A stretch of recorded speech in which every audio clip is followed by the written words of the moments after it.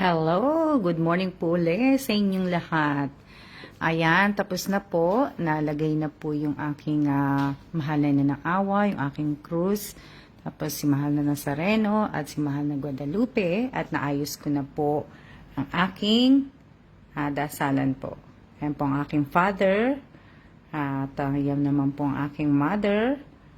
Ayan. At ayan po si Ana. Di ba? Kita nyo. Naayos ko na po. Naglight ako ng candle. Tapos, nag-insenso po ako. Kung nakikita nyo po yung insenso.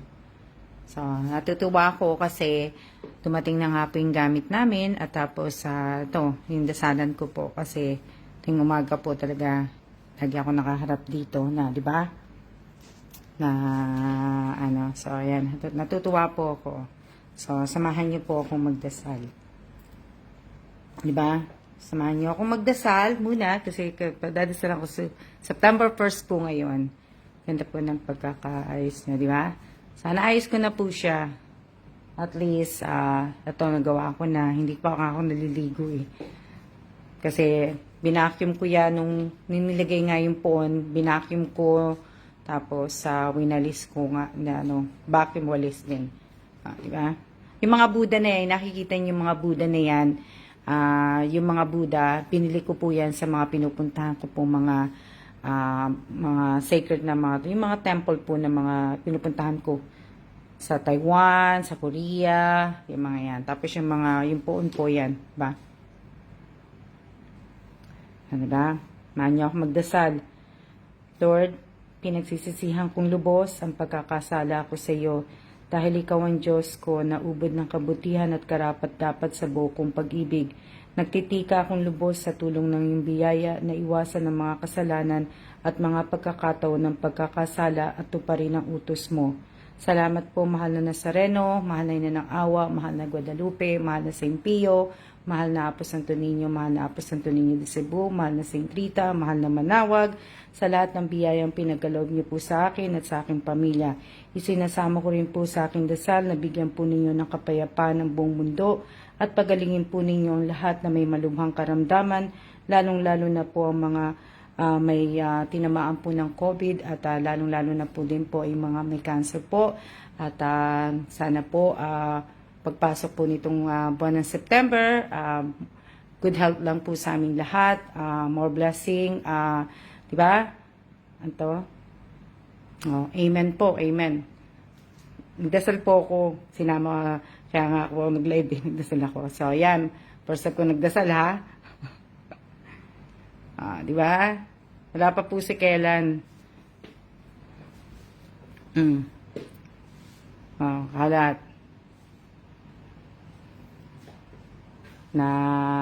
Kalat, diba? Pero natutuwa ako kasi at least, diba, naayos ko na.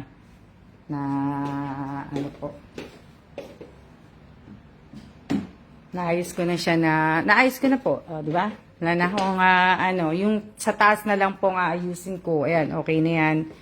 Ito, hindi pa po kasi hindi ko nga din alam kung saan ko ilalagay yung mga figurine ko, yung mga Buddha ko, ba, yung mga elephant, yung isda. Hindi ko pa alam eh. Gusto ko sana ilagay dito eh. Kaso, saan ko naman ilalagay itong telepono? Gusto ko sana ilagay dito yung dalawa kong elephant eh. Yung telepono kasi, ayan, sandali lang po ako nag-live. Sinama ko, nagdasal lang po ako. Pinakita ko lang din po sa inyo natapos kong sandali lang. Tingnan ko kung ko to. Kasi nga yung, yung telepono eh. Wala kasing space eh. Lalong mawawalan po ng space, lalo na pagka, sabihin, pag nilagay po yung TV, medyo malaking TV na Eto, dito ko na lang ilagay siguro, no. Wala kasi ako mapaglagyan eh. Nisip ko kasi kung saan ko ilalagay itong ko eh. Itong elephant ko eh. O dito na lang silang dalawa. Malagay nyo.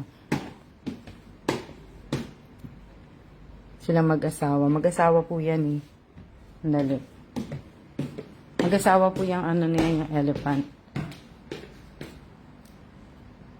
Dali lang. Tingnan ko kung ano siya. Mag-asawa tong elephant ko eh. Oh, di ba? Palagay nyo, hindi kaya bumaksak to. Hindi naman siguro, no?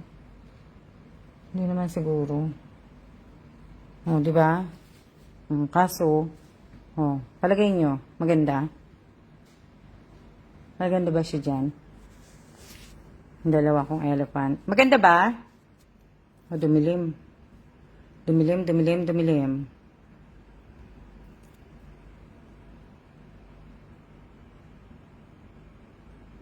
Oh, maganda ba siya? So, tapos, dito ko na lang siguro ilalagay yung isda. Maganda ba siya? Diyan ko na lang siya ilalagay. Ngayon, nag-iisipan ko saan ko ilalagay yung ano, yung isda. Di ba? Yung isda, hindi ko alam kung saan ko ilalagay.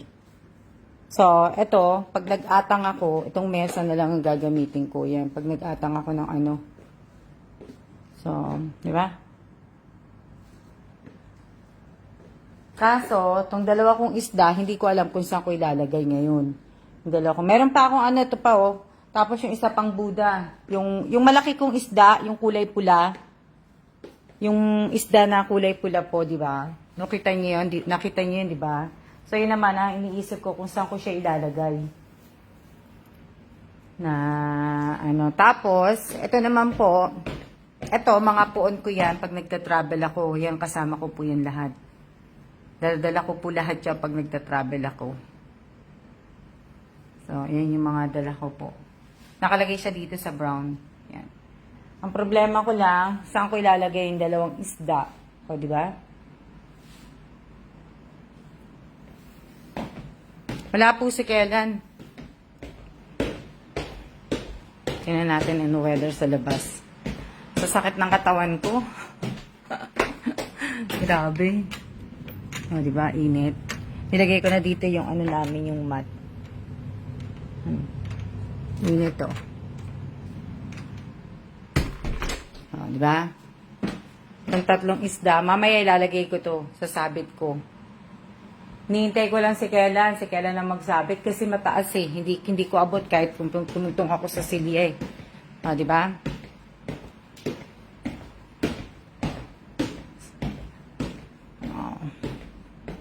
Siya na muna po sa inyo. Pinakita ko lang po ito. At syempre, nagdasal po ako. So, di ba? Siya na po. Siya na muna. Pasensya na kayo. Di ba? Mag-aayos muna ako at kailangan ko na pong mag-ayos din po ng aking mga gamit. Tingnan nyo. Yan na po yung mga ano ko. Wala naman ng ano. Yan na po yung ano, yung ibig ko sabihin. Ito na po yung gamit. Gamit ko.